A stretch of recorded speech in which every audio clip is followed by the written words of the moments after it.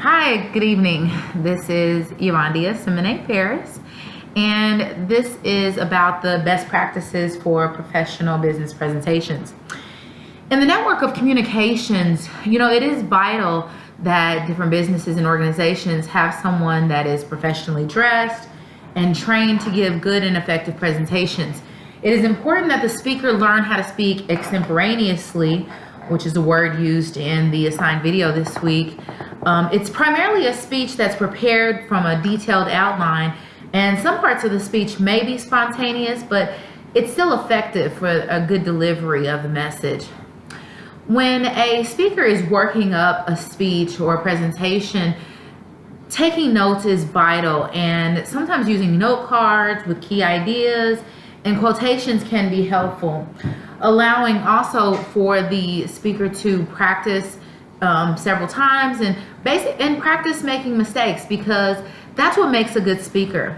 The assigned video gave great examples of good vocal and physical techniques, such as the importance of the speaker enunciating their words clearly, using business appropriate language, and leaving out some of the phrases that I say mostly is, you know what I'm saying, or sometimes just the dead silence that can be harmful to kill the message that you're trying to present. In my own experience, one of the best nonverbal vocalists is to basically make sure that you have good eye contact. That encourages the audience to engage with the message. It's also proper that the speaker emphasize on certain topics. That also helps to stay in line. Some people, may not consider a preacher being a professional, but I would definitely say ministers and preachers have some type of training before they're allowed to present a sermon before the church. There's quite some preparation that goes along with preparing sermons or speeches by preachers.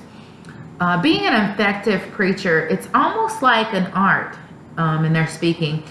They instantly, most of the time, get some type of response from the audience by different amens, or the clap of the hands, or hallelujahs, or right on, preacher. You hear that sometimes in church. And then at the end of the sermon, most churches ask if there's anybody that wants to be saved or join the church.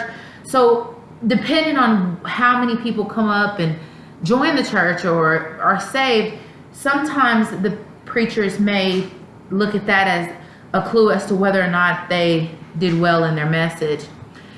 The implications for delivery of a poor business presentation could cause an annoyance. The video material from the assigned video brought up some really interesting examples, such as, if there's a constant pen tapping, that's annoying, or a showy display of the confusion on audience's faces. So that's why eye contact is also important, involved in the message. But all in all, the best practices in delivering a professional presentation would be to make sure that we all prepare and practice on engaging the audience. Be professional and make sure our posture is proper, because proper posture encourages confidence. There's also some positive information in this assigned video this week, and that was to help the presenter, like advising them to be healthy, have some sense of apprehension when delivering public speeches, so that the speaker does not get complacent. This can motivate the speaker to do their best. So it's important that they visualize, themselves as being successful, and that'll help carry on with the message. So that's the end of my information. What great information we received on being a good speaker with an effective presentation. I have the references at the bottom from the MACU curriculum department. Thank you.